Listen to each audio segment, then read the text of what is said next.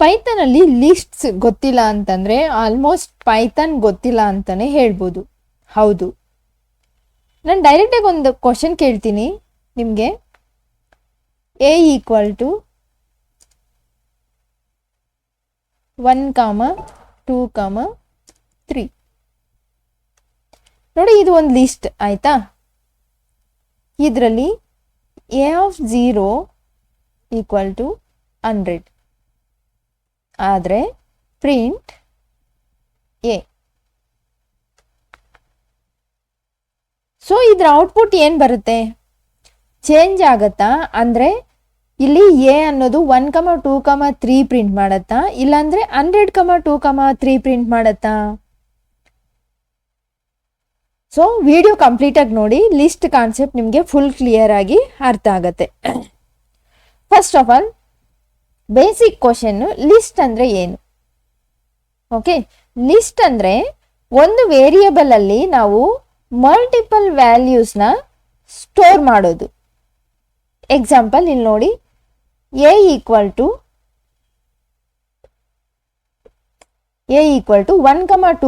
3. So ಇದು ಒಂದು list. ಇದರಲ್ಲಿ 1, 2, 3 ಅಂತ ನಾವು 3 ವ್ಯಾಲ್ಯೂಸ್ನ ಸ್ಟೋರ್ ಮಾಡ್ತಾ ಇದ್ದೀವಿ. ಇನ್ನೊಂದು ಲಿಸ್ಟ್ನ ನಾನು ಕ್ರಿಯೇಟ್ ಮಾಡ್ತೀನಿ, ಮಾರ್ಕ್ಸ್ ಅಂತ.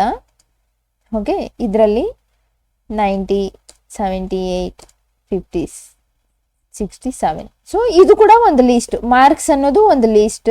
ಅದರಲ್ಲಿ 3 ವ್ಯಾಲ್ಯೂ ಸ್ಟೋರ್ ಆಗ್ತದೆ. ನಾವು ಎಷ್ಟು ಬೇಕಾದರೂ ಸ್ಟೋರ್ ಮಾಡ್ಬೋದು. ಓಕೆ, ಸೊ ಇದು ಕೂಡ ಒಂದು ಲಿಸ್ಟ್, ಇದು ಕೂಡ ಒಂದು ಲಿಸ್ಟ್. ಇಲ್ಲಿ ನೋಡಿ, ಇದರಲ್ಲಿ 3 ವ್ಯಾಲ್ಯೂ ಸ್ಟೋರ್ ಮಾಡ್ತಿದ್ದೀವಿ, ಇದರಲ್ಲಿ 4 ವ್ಯಾಲ್ಯೂ ಸ್ಟೋರ್ ಮಾಡ್ತಾ ಇದ್ದೀವಿ. ಇವೆಲ್ಲ ಸೆಪ್ರೇಟ್ ವೇರಿಯೇಬಲ್ಸ್ ಅಲ್ಲ, ನೆನ್ಪಿಟ್ಕೊಳ್ಳಿ. ಇವು ಸೆಪ್ರೇಟ್ ವೇರಿಯೇಬಲ್ಸ್ ಅಲ್ಲ, ಎಲ್ಲಾನು ಒಂದು ಲಿಸ್ಟಲ್ಲಿ ಸ್ಟೋರ್ ಆಗಿರೋದು. ಓಕೆ, ನೀವು ಕೇಳ್ಬೋದು, ವೇರಿಯೇಬಲ್ಸ್ ಅಲ್ಲಿ ನಾವು ಆಲ್ರೆಡಿ ಡೇಟಾ ಸ್ಟೋರ್ ಮಾಡೋದನ್ನ ಪ್ರೀವಿಯಸ್ ವಿಡಿಯೋ ಅಲ್ಲಿ ನೋಡಿದ್ದೀವಲ್ವಾ. ಸೊ ಈಗ ವೇರಿಯೇಬಲ್ಗೂ ಮತ್ತು ಲಿಸ್ಟ್ಗೂ ಡಿಫ್ರೆನ್ಸ್ ಏನು ಅಂತ ಕೇಳಿದರೆ, ನನಗೆ ಎಕ್ಸಾಂಪಲ್ಸ್ ತಗೊಂಡು ವೇರಿಯೇಬಲ್ಸ್ಗೆ ಮತ್ತು ಲಿಸ್ಟ್ಗಿರೋ ಡಿಫ್ರೆನ್ಸ್ ಎಕ್ಸ್ಪ್ಲೈನ್ ಮಾಡ್ತೀನಿ ನೋಡಿ. ಇದು ಮಾರ್ಕ್ಸ್ ಹಂಗೆ ಇರಲಿ, ಇಲ್ಲಾಂದರೆ ಬೇರೆ ಏನಾದರೂ ತಗೊಳ್ಳೋಣ, ನೋ ಇಶ್ಯೂ. ನೇಮ್ ಅಂತ ತಗೊಳ್ತೀನಿ.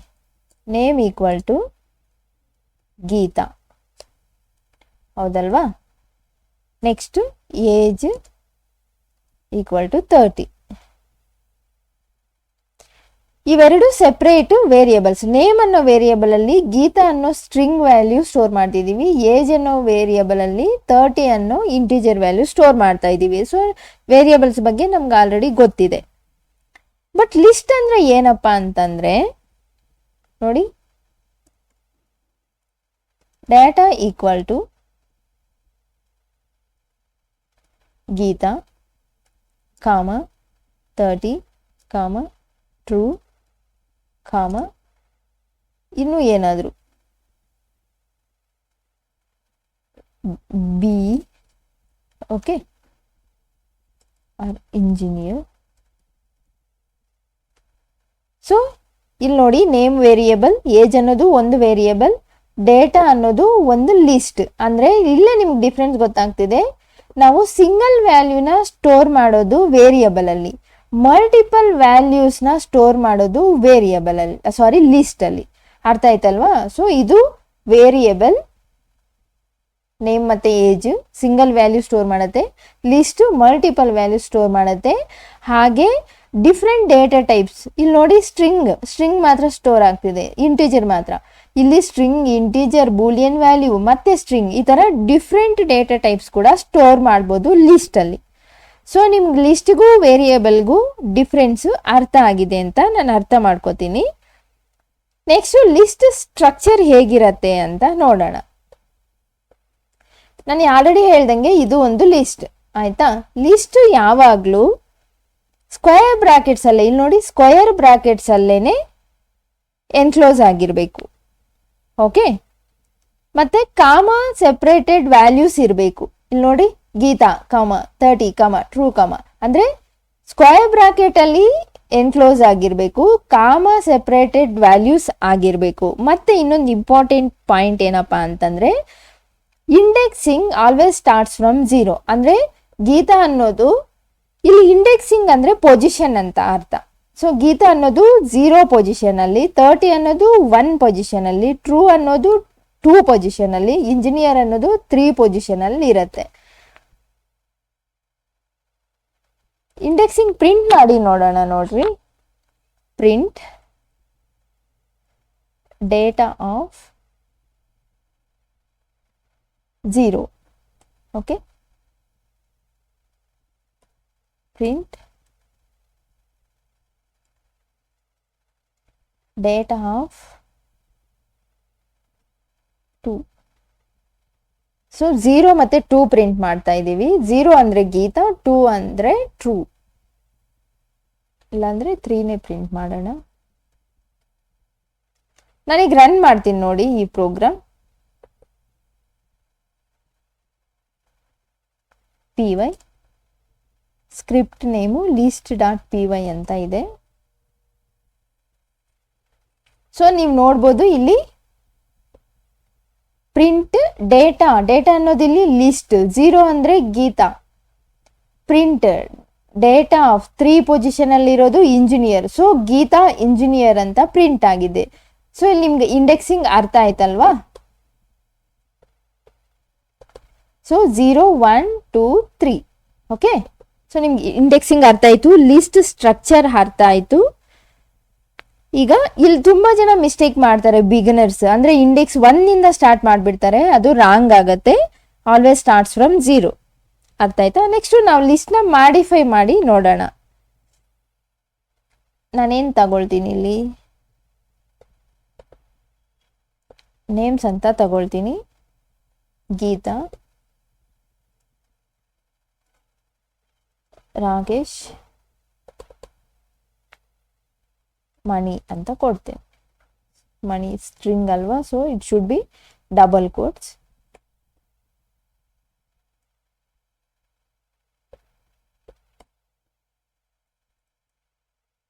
ಇಲ್ಲಿ ನೋಡಿ, ನಾನು ನೇಮ್ಸ್ ಅಂತ ಒಂದು ಲಿಸ್ಟ್ ತಗೊಂಡಿದ್ದೀನಿ. ಅದರಲ್ಲಿ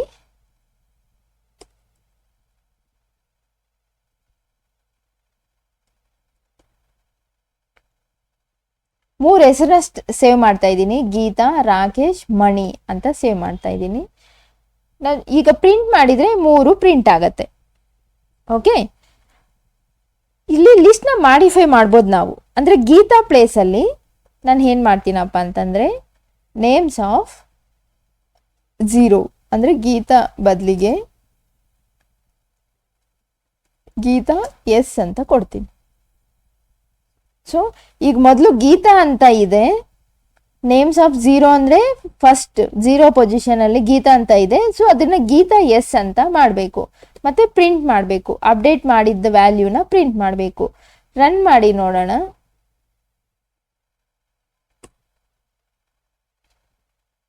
ಸೊ ಈಗ ಗೀತಾ ಎಸ್, ರಾಕೇಶ್, ಮಣಿ ಅಂತ ಪ್ರಿಂಟ್ ಆಯ್ತು ನೋಡಿ. ಗೀತಾ ಎಸ್, ರಾಕೇಶ್, ಮಣಿ ಅಂತ ಅಂದ್ರೆ ಲಿಸ್ಟ್ ನ ನಾವು ಅಪ್ಡೇಟ್ ಮಾಡ್ಬೋದು, ಲಿಸ್ಟ್ ವ್ಯಾಲ್ಯೂಸ್ ನ ನಾವು ಚೇಂಜ್ ಮಾಡ್ಬೋದು ಅಂತ ಅರ್ಥ. ಓಕೆ, ಈ ಚೇಂಜ್ ಮಾಡೋ ಕಾನ್ಸೆಪ್ಟ್ ನ ನಾವು ಮ್ಯೂಟೇಬಲ್ ಅಂತ ಕರಿತೀವಿ. ಅಂದ್ರೆ ಲಿಸ್ಟ್ಸ್ ಆರ್ ಮ್ಯೂಟೇಬಲ್. ಓಕೆ, ನಾವು ಹಾಗೆ ಲಿಸ್ಟಿಗೆ ಎಲಿಮೆಂಟ್ಸ್ ನ ಆಡ್ ಮಾಡ್ಬೋದು. ಇವು ನೋಡಿ, ಒಂದೊಂದು ಎಲಿಮೆಂಟ್ಸ್ ಇವು. ಗೀತಾ, ರಾಕೇಶ್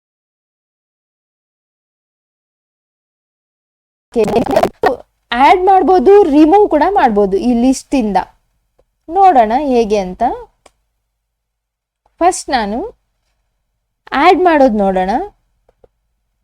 ನೇಮ್ಸ್ ಅನ್ನೋದು ಲಿಸ್ಟ್ ಡಾಟ್ ಅಪೆಂಡ್. ನೋಡಿ, ಅಪೆಂಡ್ ಫಂಕ್ಷನ್ ಏನಕ್ಕೆ ಯೂಸ್ ಮಾಡ್ತೀವಿ ಅಂದ್ರೆ ಎಲಿಮೆಂಟ್ಸ್ ನ ಆಡ್ ಮಾಡಕ್ಕೆ ಲಿಸ್ಟ್ ಅಲ್ಲಿ. ಓಕೆ, ನಾನು ರವಿ ಅಂತ ಆಡ್ ಮಾಡ್ತೀನಿ. ಆಡ್ ಮಾಡಾದ್ಮೇಲೆ ಮತ್ತೆ ಪ್ರಿಂಟ್ ಮಾಡ್ತೀನಿ. ಸೊ ಇದೇನ್ ಪ್ರಿಂಟ್ ಮಾಡತ್ತೆ ನೋಡಿ, ಇನಿಷಿಯಲಿ ಗೀತಾ, ರಾಕೇಶ್, ಮಣಿ ಅಂತ ಇದೆ. ಅಪೆಂಡ್ ಅನ್ನೋ ಫಂಕ್ಷನ್ ಯೂಸ್ ಮಾಡಿ ಆಡ್ ಮಾಡ್ತಾ ಇದೀವಿ ರವಿ ಅನ್ನೋದನ್ನ. ಇದು ಎಲ್ಲಿ ಆಡ್ ಮಾಡತ್ತ ನೋಡೋಣ. ಇದು ಲಾಸ್ಟ್ ಅಲ್ಲಿ ಆಡ್ ಮಾಡತ್ತೆ ನೋಡ್ರಿ. ಗೀತಾ, ರಾಕೇಶ್, ಮಣಿ, ರವಿ. ಅರ್ಥ ಆಯ್ತಲ್ವಾ? ಸೊ ಆಡ್ ಮಾಡಬೇಕು ಅಂತಂದ್ರೆ ಅಪೆಂಡ್ ಫಂಕ್ಷನ್ ಯೂಸ್ ಮಾಡ್ತೀವಿ. ಲಿಸ್ಟಿಗೆ ಎಲಿಮೆಂಟ್ಸ್ ನ ಲಾಸ್ಟ್ ಅಲ್ಲಿ ಆಡ್ ಮಾಡಕ್ಕೆ ಅಪೆಂಡ್ ಅನ್ನೋ ಫಂಕ್ಷನ್ ನ ಯೂಸ್ ಮಾಡ್ತೀವಿ. ಓಕೆ, ರಿಮೂವ್ ಮಾಡೋದು ಹೇಗೆ ಎಲಿಮೆಂಟ್ಸ್ನ ಲಿಸ್ಟಿಂದ ಅಂತಂದರೆ ನೇಮ್ಸ್ ಡಾಟ್ ರಿಮೂವ್ ನಾನು ಗೀತಾ ಅಂತ ಕೊಡ್ತೀನಿ. ಗೀತಾನ ರಿಮೂವ್ ಮಾಡಿ ರಾಕೇಶ್ ಮತ್ತು ಮಣಿ ಅಂತ ಪ್ರಿಂಟ್ ಆಗತ್ತಿಲ್ಲಿ. ಅಪೆಂಡ್ ಅನ್ನೋ ಫಂಕ್ಷನ್ನು ಎಲಿಮೆಂಟ್ಸ್ನ ಲಾಸ್ಟಲ್ಲಿ ಆ್ಯಡ್ ಮಾಡೋಕ್ಕೆ ಯೂಸ್ ಮಾಡ್ತೀವಿ.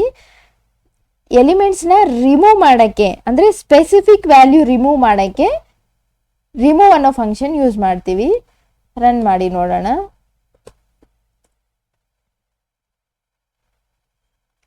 ಇಲ್ಲಿ ನೋಡಿ, ಗೀತಾನ ರಿಮೂವ್ ಮಾಡಿಬಿಟ್ಟು ರಾಕೇಶ್ ಮತ್ತು ಮಣಿ ಅಂತ ಪ್ರಿಂಟ್ ಆಯಿತು ಅಲ್ವಾ? ನೋಡಿ, ರಾಕೇಶ್ ಮತ್ತು ಮಣಿ ಅಂತ ಪ್ರಿಂಟ್ ಆಯಿತು.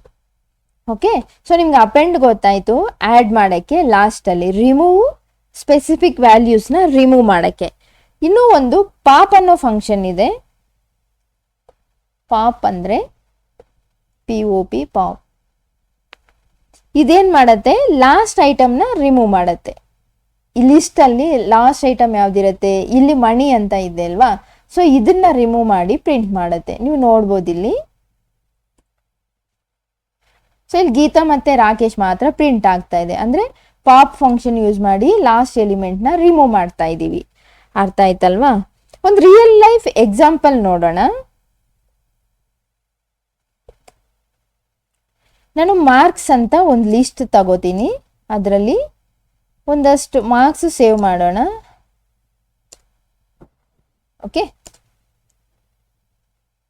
ಸೊ ನಾನು 4 ವ್ಯಾಲ್ಯೂಸ್ ಸೇವ್ ಮಾಡ್ತಾ ಇದ್ದೀನಿ. ಟೋಟಲ್ ಅನ್ನೋ ಒಂದು ವೇರಿಯಬಲ್ ತಗೊಂಡು ಸಮ್ ಆಫ್ ಮಾರ್ಕ್ಸ್. ನೋಡಿ, ಮಾರ್ಕ್ಸ್ ಅನ್ನೋದೊಂದು ಲಿಸ್ಟ್. ಇಲ್ಲಿ ಈ ಲಿಸ್ಟಲ್ಲಿರೋ ಅಷ್ಟು ಐಟಮ್ಸ್ನ ಸಮ್ ಅಂದರೆ ಆ್ಯಡ್ ಮಾಡಿ ಈ 4 ವ್ಯಾಲ್ಯೂಸ್ನ ಟೋಟಲ್ ಅನ್ನೋ ವೇರಿಯೇಬಲಲ್ಲಿ ಸ್ಟೋರ್ ಮಾಡಿ ಪ್ರಿಂಟ್ ಮಾಡ್ತಾ ಇದ್ದೀವಿ. ಪ್ರಿಂಟ್ ಟೋಟಲ್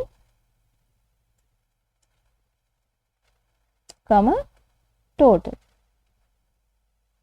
ನೋಡಿ, ಓಕೆ, ಇಲ್ಲಿ ಮಾರ್ಕ್ಸ್ ಅನ್ನೋದೊಂದು ಲಿಸ್ಟು 4 ವ್ಯಾಲ್ಯೂಸ್ ಇದೆ. ಅದನ್ನ ಆ್ಯಡ್ ಮಾಡಿ ಟೋಟಲ್ ಅನ್ನೋ ವೇರಿಯೇಬಲಲ್ಲಿ ಸ್ಟೋರ್ ಮಾಡಿ ಪ್ರಿಂಟ್ ಮಾಡ್ತಾ ಇದ್ದೀವಿ. ಓಕೆ, ರನ್ ಮಾಡಿ ನೋಡೋಣ ಏನು ಬರುತ್ತೋ.